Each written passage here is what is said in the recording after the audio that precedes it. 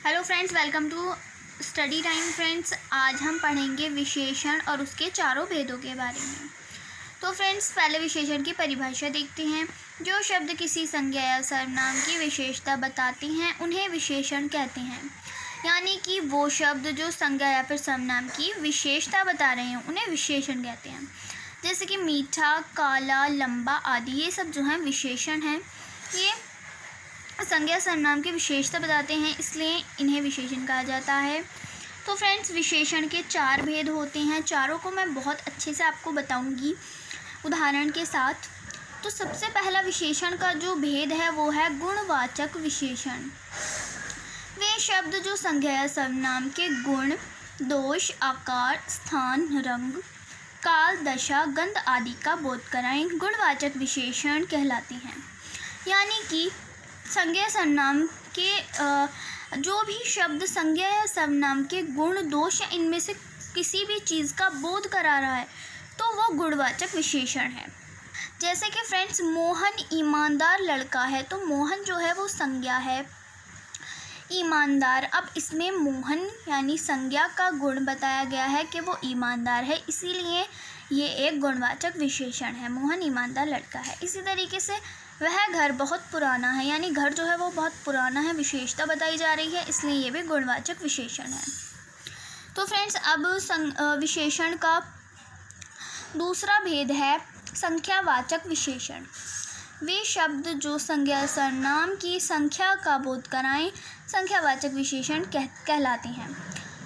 तो फ्रेंड्स, जो भी शब्द संज्ञा या सर्वनाम जो होती हैं उनकी संख्या बताते हैं तो उन्हें हम संख्यावाचक विशेषण कहते हैं। जैसे कि 4 लड़के खड़े हैं, यानी कि लड़के जो हैं संज्ञा, उनकी संख्या बताई जा रही है कि लड़के 4 हैं, इसलिए ये संख्यावाचक विशेषण है कि 4 लड़के खड़े हैं।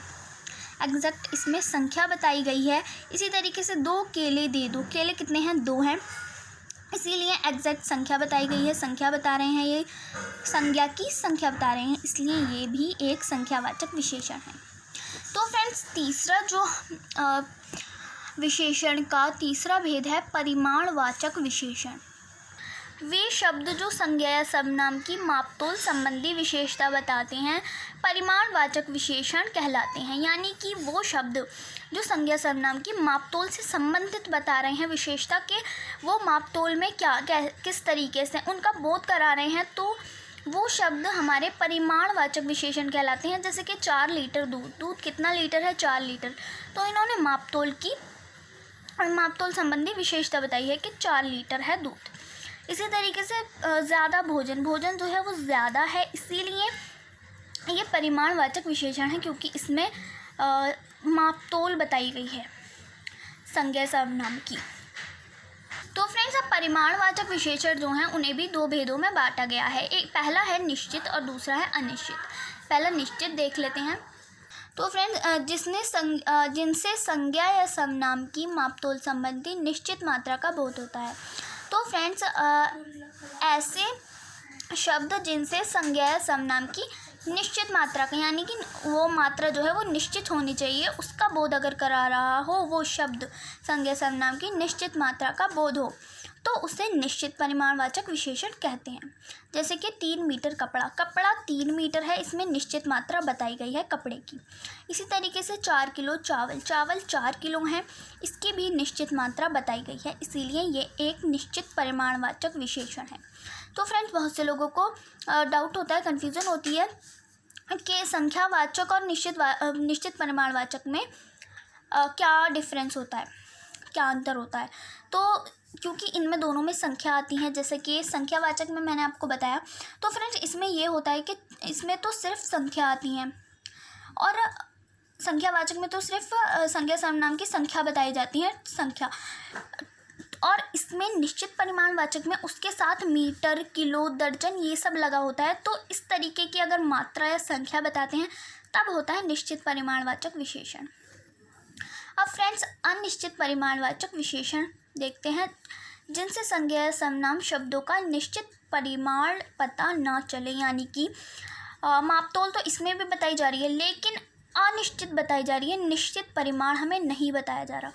जैसे कि थोड़ी सी खीर, खीर कितनी है, थोड़ी सी है, हमें उसकी निश्चित मात्रा नहीं बताई गई। इसी तरीके से कुछ समोसे, समोसे की हमें संख्या वगैरह कुछ नहीं बताई गई, सिर्फ हमें बताया कुछ समोसे, तो इसलिए ये भी अनिश्चित परिमाणवाचक विशेषण है। तो फ्रेंड्स, विशेषण का जो चौथा और आखिरी भेद है वो है संकेतवाचक विशेषण। वे सर्वनाम शब्द जो संज्ञा शब्दों के आगे विशेषण का अर्थ कार्य करते हैं। फ्रेंड्स, ये वो शब्द होते हैं जो संज्ञा और सर्वनाम के आगे जुड़ जाते हैं और उनका आगे जुड़कर अर्थ कार्य करते हैं। जैसे कि कोई बच्चा रो रहा है। अब ये बच्चा जो है ये संज्ञा है, ये हमारा संकेतवाचक विशेषण है जो कि संज्ञा के आगे लगा है। कोई बच्चा रो रहा है और ये इसका आगे लगकर अर्थ कार्य कर रहा है। इसमें संकेत दिया जा रहा है किसी बात का कि कोई बच्चा रो रहा है, इसीलिए संकेतवाचक विशेषण है। तो फ्रेंड्स, यही थे विशेषण और उसके 4 भेद। उम्मीद करती हूँ आपके अच्छे से समझ आ गए होंगे। वीडियो अच्छी लगी हो तो लाइक ज़रूर करें। आप अपने क्वेश्चंस कमेंट बॉक्स में पूछ सकते हैं और चैनल को सब्सक्राइब करके बेल आइकन को प्रेस कर दें। Thank you so much.